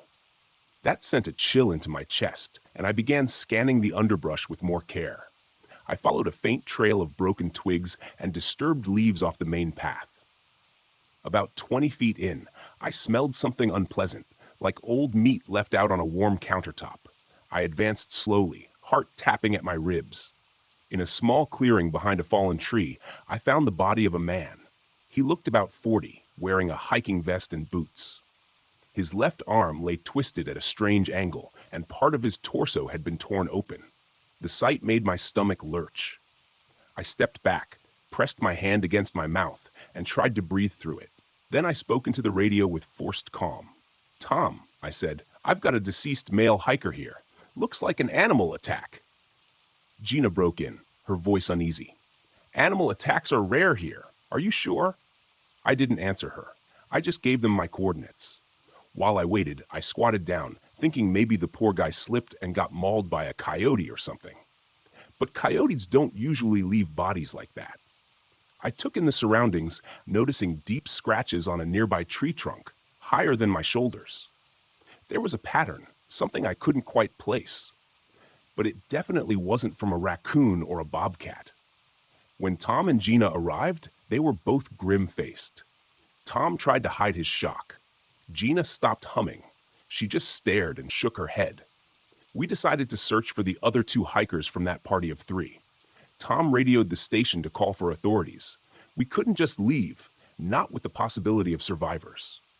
We moved deeper into the woods, spreading out but staying close enough to yell if something happened. I remember wiping sweat off my forehead, even though it wasn't that hot. The silence weighed on me. Sometimes a branch cracked underfoot and I jumped. Then we found another body. This time, it was a woman, slumped against a boulder. Her pack was gone, her face frozen in a look of pain. She had similar wounds, and the ground around her was stained and scattered with damp leaves. I wish I hadn't eaten that cheese sandwich earlier. "Hello? Anybody out here?" I called. No answer. I heard Tom whisper, "This is bad, Pat." I nodded, my mouth dry. Gina, who walked a short distance away, suddenly shouted, "Found footprints!" We hurried over. There were large impressions in the soft earth, bigger than any mountain lion print I'd seen in guides. They looked like a cat's, but heavier. Deeper. "A cougar?" Tom asked. Gina shrugged. Not impossible, but she trailed off. Something about these tracks bothered her. They showed long strides, more powerful than what we expected. We decided to keep searching for the third hiker. The afternoon light was fading, and we had to use flashlights. Being out there as dusk approached set me on edge. I found myself talking just to break the tension. "Tom, remember that big raccoon we saw by the dumpsters yesterday?" Tom grunted. I tried a lame joke. If that raccoon shows up now, I'll offer him my last candy bar to watch our backs." No one laughed.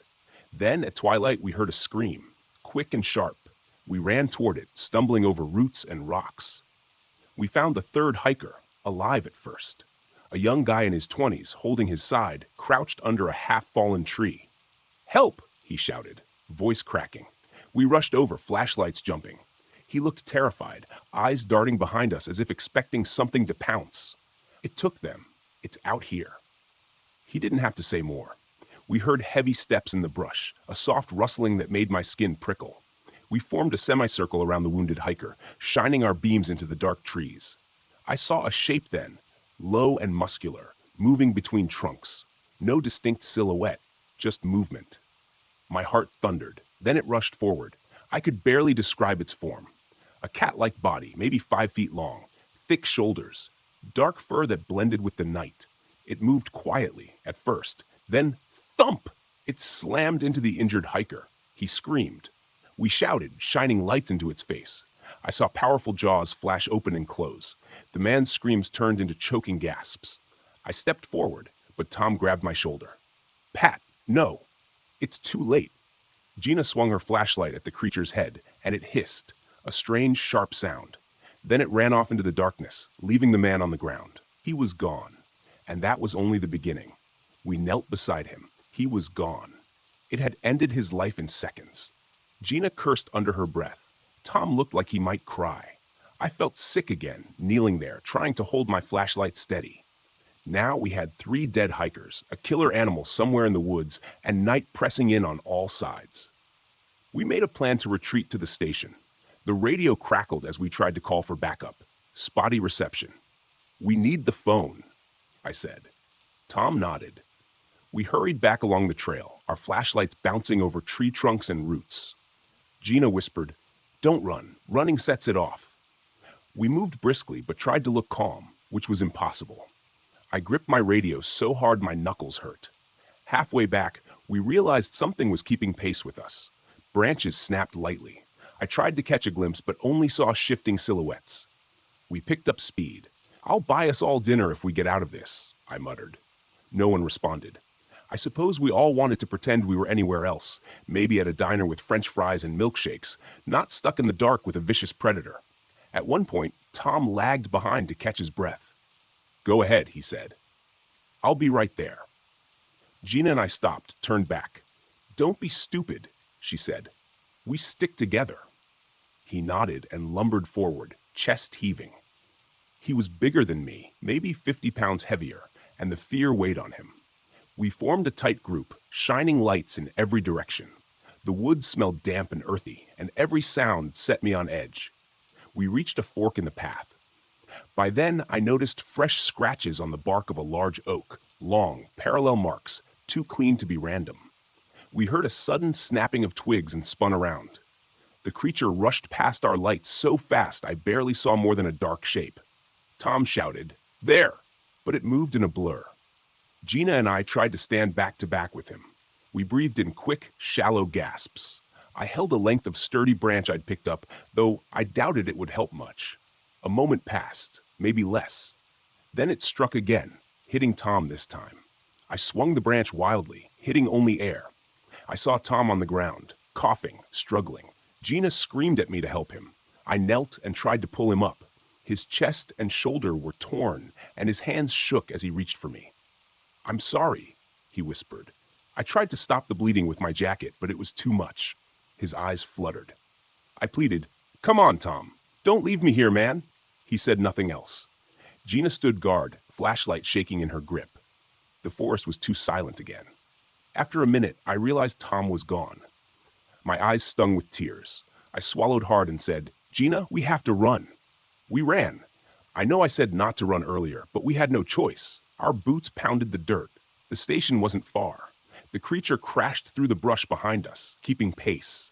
My lungs burned, and my mind spun. I tried to recall if there was a service rifle locked at the station. Maybe. Maybe not. Anything would help. Gina was ahead of me, her flashlight beam shaking. We broke through the last stand of trees and saw the faint light from the station's bulb. I fumbled for the door, keys rattling. Inside, 3 men, 2 of them I slammed it shut and pushed a heavy cabinet against it. Gina collapsed into a chair, gasping. "We lost Tom," she said flatly. I nodded, pressing my forehead against the door. "We tried the landline phone, static. We tried the radio, no immediate response. Maybe the call had gone out earlier and help was on the way. Maybe not." While Gina searched for a first aid kit, I peered out a small window. Nothing but darkness and the suggestion of trees. I listened hard, hearing only the hum of the station's small fridge. There was a box of flares on a shelf, and I pulled one out, thinking maybe we could signal someone. I waited, half expecting the animal to burst in. But it didn't. Hours passed. Gina stayed quiet. I remember rummaging through a drawer and finding a half-eaten bag of pretzels. My throat was too tight to swallow. As the first hint of dawn broke, we dared to open the door a crack. The forest looked normal, dew on leaves, pale light filtering through. No sign of the creature, no strange prints by the door, nothing. We stepped outside, tense, every sense sharpened. We didn't talk about going back to look for the bodies. We just knew we had to get the proper authorities and show them. We found a ranger truck behind the station, old, but it ran. Gina drove while I clutched the flare gun. My hands trembled with every bump in the dirt road. We made it out. But we carried what we saw inside our minds. When the sheriff's deputies and wildlife officers arrived later that day, they searched in teams, rifles ready. They found the bodies. They found unusual tracks. But I never heard a confident explanation. Maybe a rogue predator wandered in from another region. Maybe something escaped from a private collector's estate. I don't know. Gina and I never got a satisfying answer. They patrolled heavily for weeks. Nothing else turned up. Eventually, people said it must have been a one-time tragedy. I still think about it. I still see that creature's eyes in the beam of my flashlight. Sometimes, I wonder if it slipped away to another stretch of forest, still hungry, still waiting to surprise someone. I can't shake that thought. Even today, when I step outside at dusk, I pause and listen harder than I did before, just in case.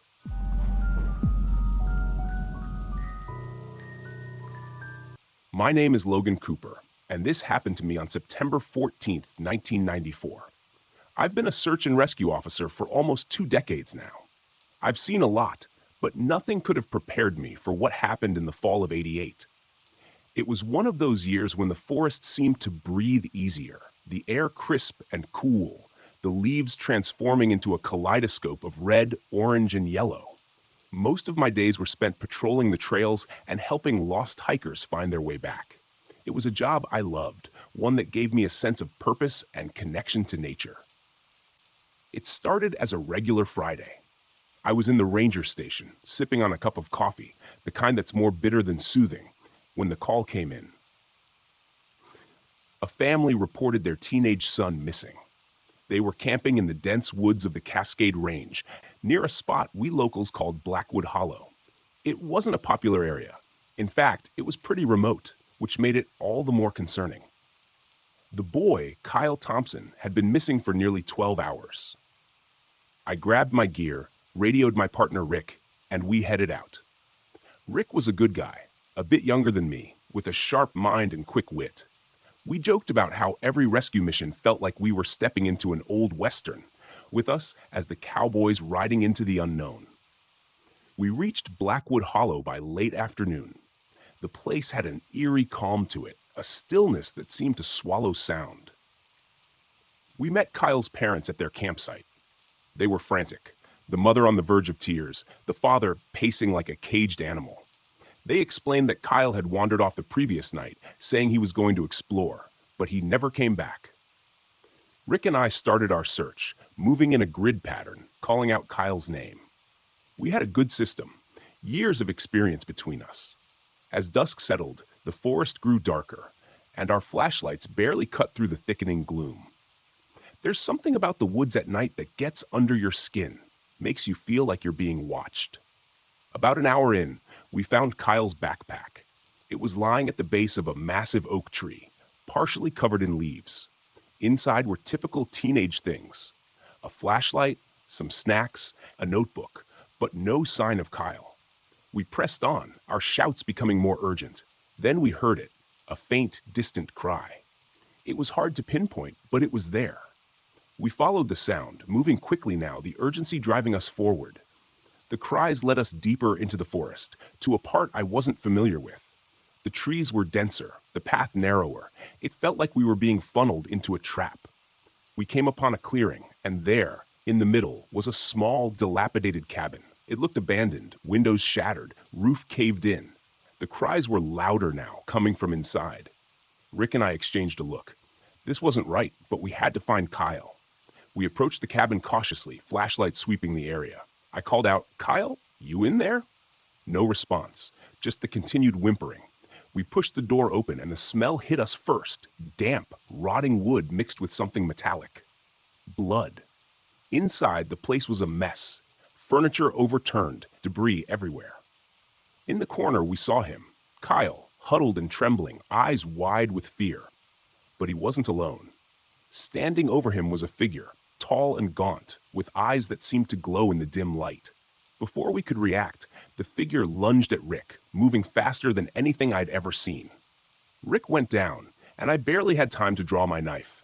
I slashed at the figure, connecting with something solid. It hissed, a sound that made my skin crawl, and retreated into the shadows. I grabbed Kyle, pulling him to his feet. "Run!" I shouted, and we bolted out of the cabin. Rick was on the ground, clutching his side but alive. We made it to the clearing before I dared to look back. The figure was standing in the doorway, watching us, but it didn't follow. We helped Rick up, and with Kyle between us, we made our way back to the campsite as fast as we could. The whole time, I felt like we were being hunted, the trees closing in around us. But we didn't stop, didn't look back, until we were safely at the ranger station. Kyle's parents were relieved, their gratitude evident, but I couldn't shake the feeling of unease. Rick was taken to the hospital, his wound deep but not life-threatening. I stayed behind, trying to piece together what had happened. The authorities were called, and a search was conducted. But the cabin was never found. Kyle's memory was hazy, filled with fragments of a nightmare he couldn't fully recall. He mentioned being lured by a voice, something that seemed human but wasn't. Weeks passed, and the incident was quietly swept under the rug. Officially, it was chalked up to a bear attack, though anyone who'd seen the wounds knew better. Rick recovered, but he left the job soon after. Said he couldn't shake the feeling that something was still out there, watching. I stayed on, but Blackwood Hollow became a place I avoided. The forest felt different, like it had secrets best left undisturbed. And on quiet nights, when the wind whispers through the trees, I sometimes hear that faint cry, a reminder of the things that lurk in the shadows of our world. Years later, the memory still haunts me. Not just the encounter, but the sense of helplessness. The realization that there are things out there beyond our understanding. Kyle grew up, moved away, tried to forget. But I couldn't. It became a part of me, a shadow that followed wherever I went. One night, I was having a beer with an old friend, Jason. He was another ranger, one who had his own stories of the strange and unexplainable. We were sitting on my porch watching the stars when I finally told him about that night in Blackwood Hollow. He listened, a thoughtful look on his face, then nodded. "I've heard similar stories," he said. "Different places, different faces, but the same kind of presence. Some say it's a spirit. Others think it's something more primal, more ancient." We sat in silence for a while, the weight of his words hanging in the air. It didn't bring me comfort, but it felt good to share the burden, to know I wasn't alone in my experience. Life went on, as it does. I kept doing my job, helping those lost in the wilderness, always with a cautious eye on the tree line.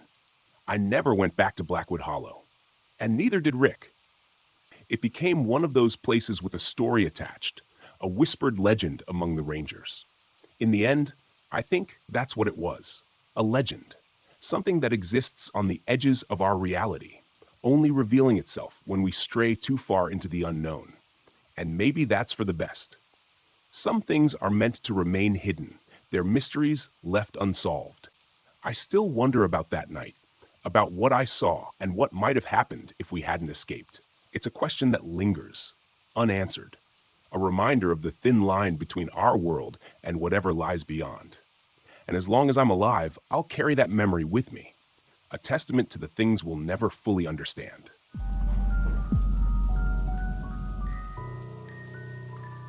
It all started with an offhand joke. You hear enough bad jokes in my line of work, but this one stood out.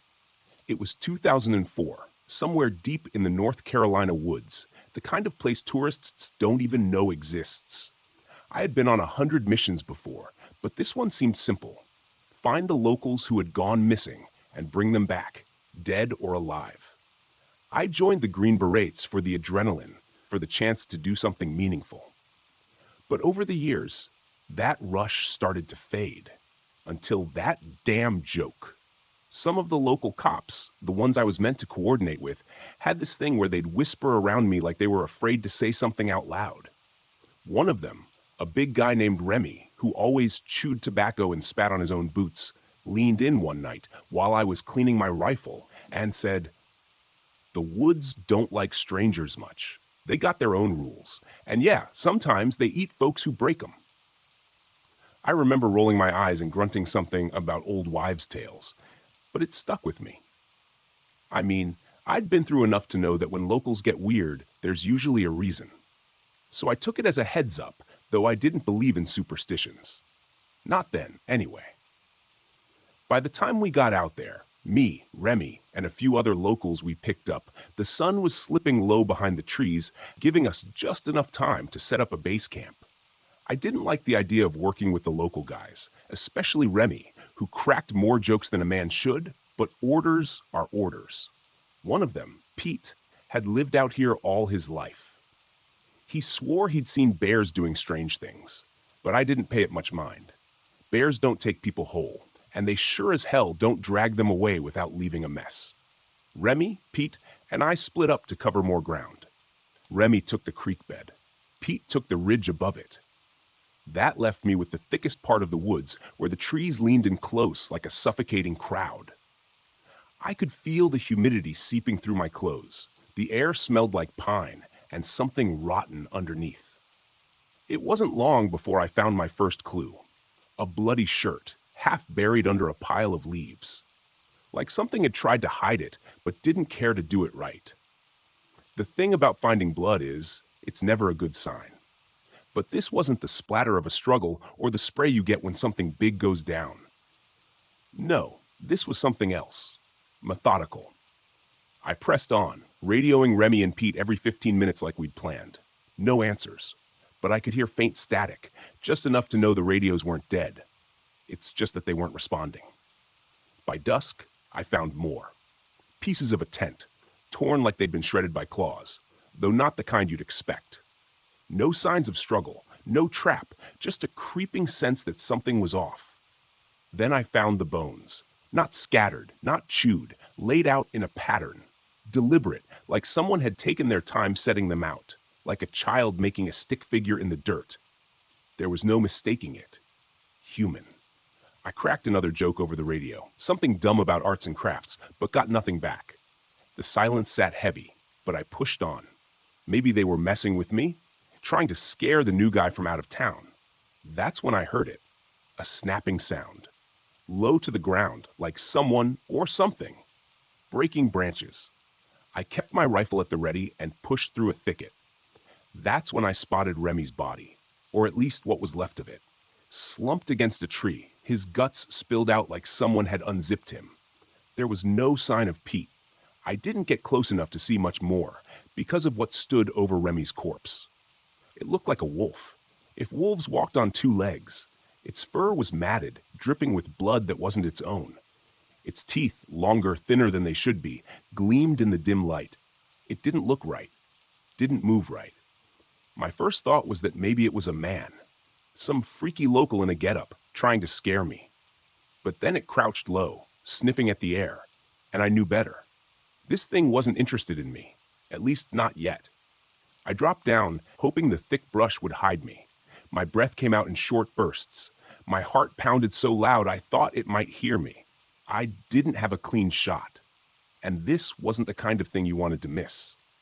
I watched it turn its head, almost like it was listening for something. Then it stood up and started walking toward the trees.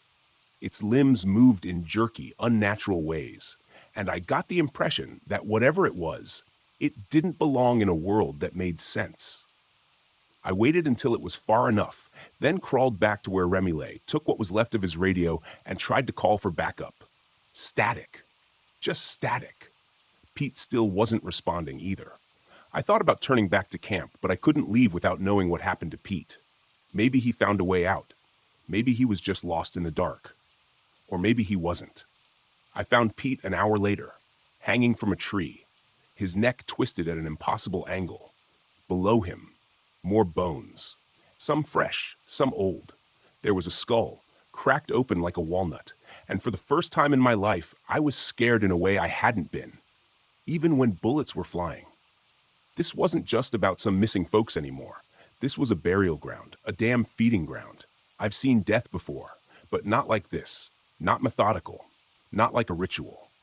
I radioed again, whispering this time, as if keeping my voice low might make me less real to whatever was out there.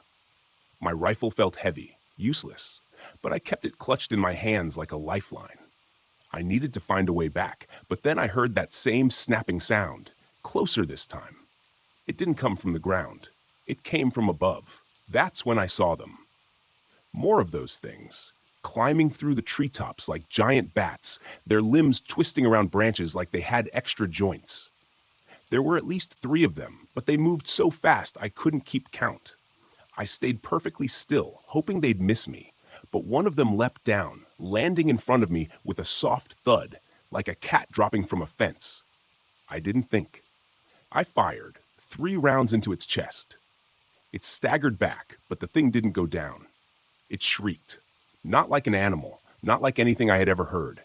A kind of sound that drilled into your skull and rattled around in your head. But it bled, and that gave me a sliver of hope. I fired again, aiming for its head, and this time it dropped, twitching on the ground like a dying fish. The others noticed. They dropped from the trees, their claws scraping bark as they hit the ground. I ran. I've never run so fast in my life, and I didn't look back, not even when I heard them crashing through the underbrush behind me. My legs burned, my lungs felt like they were tearing apart, but I ran until I stumbled into a clearing and saw the lights of a cabin up ahead. I crashed through the door, slamming it shut behind me. An old man sat in a rickety chair by the fireplace, staring at me like I had just interrupted his dinner. He didn't seem surprised to see a soldier covered in blood, carrying a smoking rifle. He just looked at me, his expression flat, like he was watching a rerun of a TV show he'd seen 1,000 times before. I asked him if he had a phone, a radio, anything. He just shook his head and said, "They come for what they want, and then they leave. Always have." He didn't blink, didn't flinch, just stared past me, like he was looking through the walls. He started talking about the woods like they were alive, about how sometimes the forest decides who stays and who goes. I didn't have time for his riddles. I barricaded the windows, checked my ammunition, and asked him if he knew a way out. He just laughed. This low, gravelly sound that echoed in the small room. "You don't get out, son. You just survive." And then he went quiet, staring into the flames as if that was all that mattered. I watched through the window as the things circled the cabin, their silhouettes barely visible in the shadows beyond the firelight. One of them came closer, dragging something behind it. Pete's body. It left him just outside, like bait. That's when I made my decision. I grabbed a lantern and the last of my ammunition and told the old man to stay inside. He just nodded like he'd heard it all before. I stepped outside, the cold hitting me like a slap. They were waiting, their heads cocked to one side, like they were curious, like they wanted to see what I'd do. I lit the lantern, smashed it against the cabin wall, and watched as the flames leapt up, catching on the dry wood. I figured if I couldn't get out, I'd take them down with me. The fire spread fast, crackling through the walls, but the creatures didn't flinch. They just watched as the flames consumed the cabin. That's when I realized the old man wasn't just resigned. He was one of them, or something like them, part of whatever lived out there in the woods. I shot at one of the creatures, catching it in the leg. It stumbled, but didn't go down. The others lunged. I fought like hell, but they were faster. One of them grabbed my arm, twisting it until I heard the snap. I dropped to the ground, fighting the pain as I clawed for my rifle, but they knocked it out of reach. Then they stopped. One of them let out a high-pitched yelp, and the others retreated into the shadows as if called back. I lay there, panting, my vision swimming. And then I saw it, their leader, standing on two legs, staring at me with something like curiosity. It leaned down close, sniffing the air, and then it turned and loped off into the trees, dragging Pete's body with it. I don't know why they left me alive. Maybe it was some twisted game. Maybe it was their way of letting me deliver the message. But as I lay there, staring up at the burning cabin, I realized what the old man meant. You don't get out. You just survive. And they let you remember. By dawn, a search party found me. They didn't find the old man, and they sure as hell didn't find Pete. They asked me what happened, but I didn't give them any answers they'd believe. They patched me up, got me out of the woods, and that was that. I left without saying a word. I got out, sure. But sometimes I think about Remy, about Pete, about what those things really are. Part animal, part nightmare. Maybe they were here long before us, just waiting for the woods to change back to the way they liked it. And then I heard the final joke from one of the locals, the one that almost made me laugh. Maybe the woods just didn't like your joke, stranger.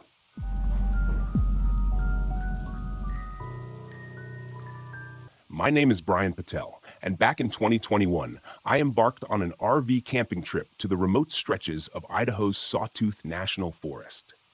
Ever since I was a kid, I found solace in the great outdoors. It's where I feel most at home, away from the hustle of city life and the constant ping of notifications. I had recently purchased a second-hand RV, a bit rusty around the edges, but still reliable. Friends joked that it had more character than horsepower, but I liked it that way. I stocked up on essentials, loaded my mountain bike, and set off with the kind of optimism you get when escaping routine. The drive was tranquil, the kind where the radio fades into the background, and you're left alone with your thoughts. Pine trees blurred past as I navigated winding roads that seemed to lead nowhere and everywhere all at once. About 100 miles into the forest, I found a clearing by a serene lake that looked like a postcard come to life. Setting up camp was straightforward. I parked the RV to face the water, propped open a chair, and cracked open a cold beer. The sunset painted the sky in hues of orange and purple, reflecting off the lake's mirror-like surface. It was the kind of beauty that made you wonder why you didn't do this more often. The first night was uneventful, filled with the comforting sounds of nature. Crickets chirped in a harmonious chorus, while the gentle lapping of water against the shore acted as a lullaby. I fell asleep easily, wrapped in a blanket of stars visible through the RV's skylight. The next morning, I decided to take my bike out for a trail ride. The path was rugged, peppered with roots and rocks that demanded focus, a welcome challenge. About 5 miles in, I noticed something odd, a series of wooden symbols carved into the trees. They were intricate, almost artistic, but gave off an unsettling vibe. One looked like an eye, another like a hand, and others were shapes I couldn't decipher. I shrugged it off as local art, or perhaps markers left by hikers. Maybe someone was trying to be the next Banksy of the wilderness. Still, a joke formed in my mind. If a tree gets vandalized in the forest and no one's around to see it, does it lower the property value? As the day wore on, the trail became denser. The canopy overhead thickened, allowing slivers of sunlight to pierce through like spotlights on a dim stage. I was about to turn back when I stumbled upon a dilapidated cabin hidden behind a curtain of ivy and overgrown bushes. Curiosity got the better of me. The cabin looked like it hadn't been inhabited in decades. The windows were shattered, and the door hung loosely on its hinges. Stepping inside, I was hit by a musty odor, a mix of damp wood and something else, something metallic. The interior was sparse, a broken table, a moldy chair, and strange symbols similar to the ones on the trees etched onto the walls. A sense of unease settled in my stomach. Maybe it's time to head back, I thought. but as I turned to leave, my foot caught on something. Looking down, I saw the edge of a rug protruding from under the debris. I pulled it back to reveal a trapdoor. Now, any sensible person might have left right then, but I've been told that my curiosity could be the death of me. Hopefully just a figure of speech. I lifted the trapdoor, revealing a set of wooden stairs descending into darkness. Using the flashlight from my bike kit, I illuminated the passageway. The stairs creaked under my weight as I descended, the walls worn, with roots protruding like skeletal fingers. At the bottom, the tunnel opened into a larger space, a room lined with shelves filled with jars. As I approached, the contents became horrifyingly clear. Preserved animals, odd specimens floating in formaldehyde, and other things that made my skin crawl. Then I saw them, photographs pinned to a corkboard, images of people, candid shots taken from a distance, hikers, campers, families. My breath caught in my throat when I recognized myself in one of the photos, taken at the lake where I'd set up camp. The caption scribbled below read, "New arrival. Alone." A cold sweat broke out across my forehead. Jokes aside, this was no laughing matter. I had to get out of there. As I turned to leave, a faint sound echoed down the tunnel, the unmistakable creak of the cabin's front door. Panic surged through me. I doused the flashlight and pressed myself against the wall, listening intently. Footsteps moved overhead, slow and deliberate. Whoever it was, they were dragging something heavy. The sound of metal scraping against wood sent a shiver down my spine. I needed an escape route. Scanning the room, I noticed a narrow passage partially hidden behind a shelf. It was a tight squeeze, but it might be my only way out. I squeezed through, the rough walls scraping against my jacket.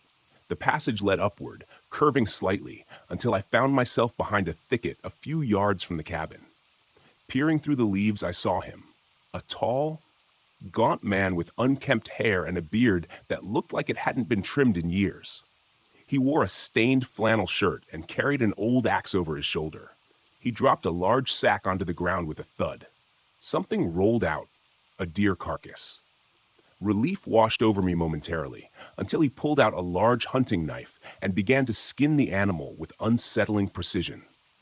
There was something methodical, almost ritualistic about his movements. I knew I had to get back to my RV and leave immediately. Keeping low, I moved silently through the underbrush, every snapped twig sounding like a gunshot in my ears. After what felt like an eternity, I reached the trail and mounted my bike, pedaling as fast as I could. The forest, which had seemed so inviting before, now felt like it was closing in on me. Shadows stretched longer, and every rustle of leaves sounded like impending danger. I reached my campsite, adrenaline pumping. Throwing my bike aside, I jumped into the RV and fumbled with the keys. The engine roared to life, and I didn't bother securing anything inside. Getting out was the only priority. As I steered onto the narrow road, a figure emerged from the tree line ahead, the same man from the cabin. He stood in the middle of the path, eyes fixed on me. There was no time to stop. I veered off to the side, the RV's tires crunching over rocks and roots. He didn't follow. But as I glanced in the rearview mirror, I saw him watching me disappear down the road, a sinister smile creeping across his face. I drove non-stop until I reached the nearest town, a small community called Stanley. Pulling into a gas station, I parked and tried to collect myself.